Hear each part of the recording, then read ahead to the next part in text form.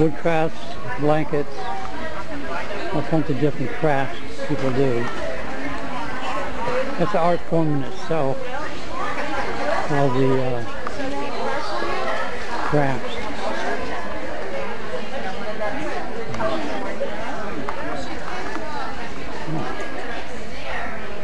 Over here.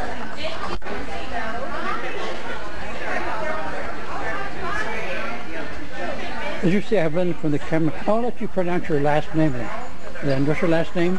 PHIPPEN. PHIPPEN. And you have a well-known museum in Prescott, Arizona, named after your father. Well, I don't have the museum. It's a non-profit organization which is named in honor of my father. In your father. Memory. He was the co-founder and first president of the Cowboy Artists of America. Oh, is he really? Yes. Which is in New Mexico or Utah? Arizona. Oh, is that Arizona? Oh, okay. Yes, this is where it started. It started right in Sedona. 5 guys got together and formed it in a saloon there right in the middle of Sedona. Oh, that's fantastic. There's plaques and there's all kinds of historical stuff up there in Sedona about him. You had mentioned off camera that your father does oils and you do acrylics. Yeah, my father painted during the 1950s, early 1960s. He painted with oil.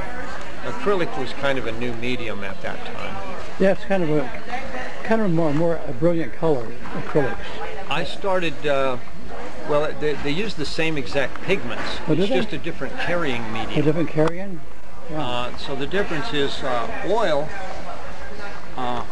Oil isn't as durable as acrylic. I mean, lasting-wise, you mean? Yeah. In aging tests, acrylic outlasts oil 8 times to 1. Is that right? Wow. And acrylic on board is the most durable of the mediums for us painters. That's interesting. That's very interesting, Lynn. You had mentioned that are you one of the fortunate artists that actually makes a living off your art? Yeah. You make a living. That's great. I've been successful of it. I've only had to take one job as a cook for about 1 month, about 20 years ago. Is that right? That's incredible. Cause that was only because I was in an area where you couldn't sell any art at all. maybe 10 out of 100 will make a living out of their art. You know, most artists have to have 2 or 3 other jobs to make a living. Well, I probably should have. But you love what you're doing. So I guess you worked with your father learning how to become an artist. I started as my father's apprentice when I was 12 years old. And he died when I was 15. Oh, wow, you were young. But I continued to produce his art over the next 50 years. That's 50 years? Wow. And I still produce his, and that's how I learned mine. And yes, I did learn quite a bit from him when I was a kid.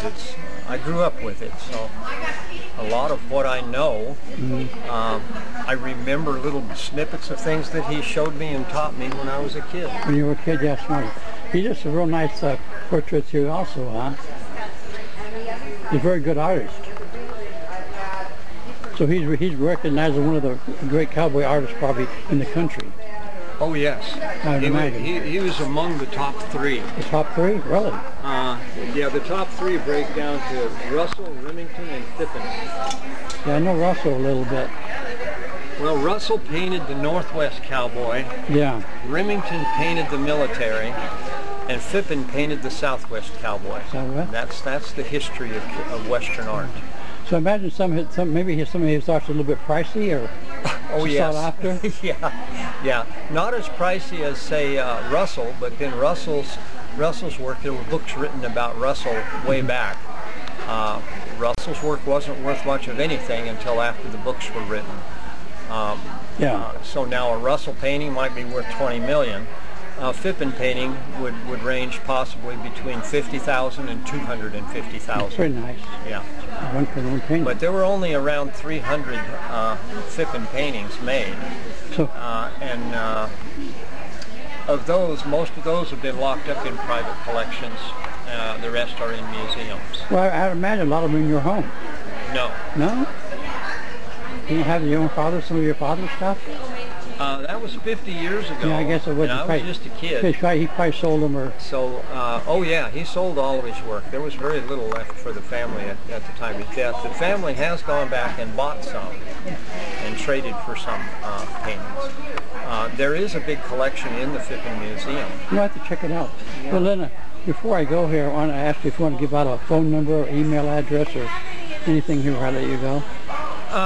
Well, nobody ever calls me, but email is simply LYNN PHIPPEN, that's LYNN PHIPPEN at cable1.net. That's the easiest way to get a hold of me. Well, thanks a lot, Lynn. Have a good show. Thank you.